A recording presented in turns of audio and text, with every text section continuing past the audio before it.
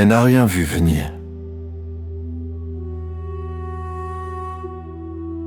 Il y a des violences qui ne laissent pas de bleu, mais qui brisent plus profondément encore.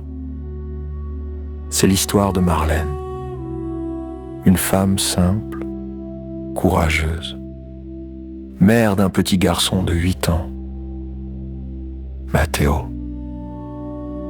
Elle travaillait dans un petit café, rentrait tard, fatiguée, mais gardait toujours un sourire pour son fils. Un jour, elle a rencontré Julien. Il était gentil, attentionné, toujours présent. Il disait « Je vais t'aider, tu ne seras plus jamais seul. » Et elle y a cru. Les premiers mois, c'était comme un rêve. Il faisait les courses, venait chercher Matteo à l'école, préparait le dîner. Tout semblait parfait. Jusqu'à ce que le rêve devienne une cage, Julien a commencé à décider de tout. Les vêtements qu'elle portait, les amis qu'elle voyait, même le moment où elle devait appeler sa mère. Il disait « Je fais ça pour ton bien. Les gens profitent de toi. Moi, je t'aime. » Marlène s'est éloignée de tout le monde, de ses collègues, de sa famille, même de son fils qui commençait à avoir peur de parler. Puis il a pris sa carte bancaire.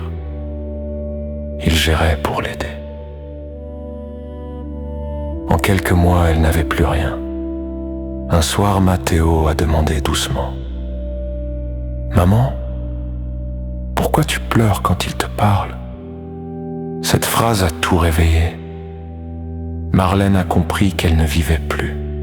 Le lendemain, pendant que Julien dormait, elle a pris la main de son fils, un sac, quelques papiers, et elle est partie. Pas de cris, pas de menaces, juste une femme qui reprenait son souffle après des années d'étouffement. Aujourd'hui, Marlène dit souvent « J'ai cru qu'il m'aimait, mais il voulait seulement me posséder. » L'amour n'enferme pas, il libère. Et quand quelqu'un commence à t'isoler, ce n'est pas de l'amour, c'est le début de ta disparition. Mieux vaut être seule que prisonnière d'un sourire. Mieux vaut être seule que prisonnière d'un sourire.